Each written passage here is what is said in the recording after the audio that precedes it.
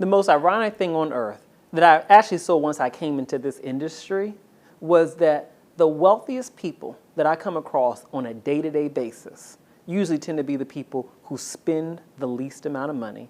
They're the least flashy. So when I first started out in this industry and someone would come into my office right here, they come right into this office here, and they would come in and they would be, decked out. I'm talking designer clothes, the nice shoes, the jewelry, everything like that. Hair done, just everything's perfect.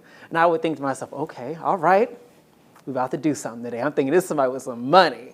And then once you get past all of that and they pull out the receipts, when they show you the receipts and show you the actual, like their documents, their accounts and everything like that, the least amount of money. But then the one who pulls up in your office in a 5-year-old, 10-year-old Subaru wearing really just like plain clothes, nothing over the top. These are the folks with millions of dollars in assets. Millions. Cash. I'm talking cash. And to me, I'm sitting here and I'm thinking to myself, you know what? I'm like these people who are dressed up in designer clothes who are not retaining money. That's what it hit me when I first came into the industry. I'm making all this extra money because I had 2 salaries back then. I had my salary from my day job. I also had the money I was making from doing this work, right? So you're making over $100,000 a year there. At that time, over $100,000 just doing insurance. This is before I started getting into doing investments and things of that nature. Making all this money. And I'm sitting up here across from these people who are just like me. We're all dressed nice. We're looking good, looking fabulous, and broke. Broke. And how I define broke, broke has nothing to do with how much you make. It has to do with how much you keep. If every time you get your checks, at the end of the month, you made this much money and you spent that same amount of money, or in some cases, you're spending more than what you made because you're using credit to supplement things, right? Then you are broke. And the people who I saw who were spending the least amount of money were the people who were building wealth, and I figured it out.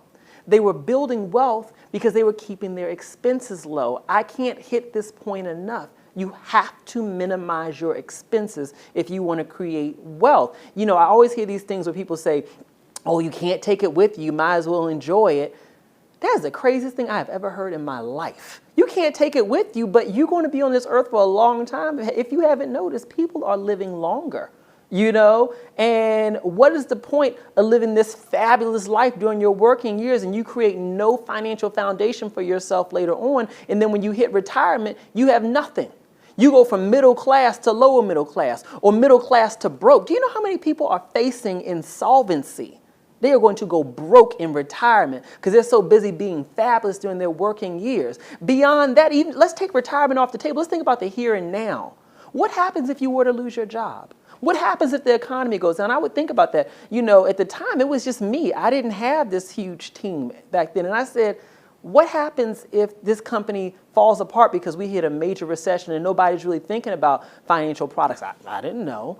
What would happen then? I've created this massive lifestyle that's based on being so fabulous, and I had no cash reserve for myself. And so when I think about, what's a step that we can take to create financial freedom for ourselves, I really do think it's a matter of reducing your expenses as much as possible. Stop imitating the lifestyles of people who have less financial security than you do. Some of the very people that we are imitating, some of the very people we're trying to impress, they have no financial security. Let me tell you this. I'm not here to tell nobody's business. So I'm not giving no names on nobody. But I have sat there in the meetings. I see this. And the very people who you would think show the image of total wealth and total just exceptional financial, gain. These people look like they're making a lot of money.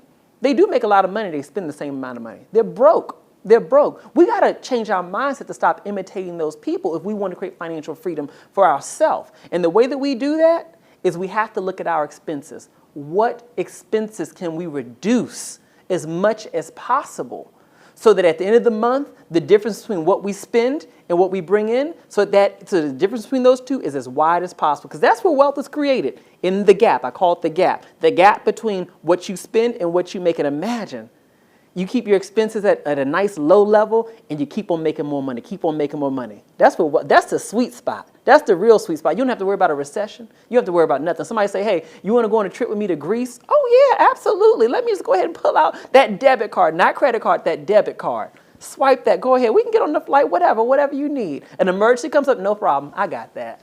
That's what wealth is for. Wealth is not just about sitting in the bank. Wealth is about allowing you to have the freedom to live the way you want to live, allowing you to have the freedom to never have to say, I can't afford that. And if you want to be able to live that way, then you have got to keep your expenses low.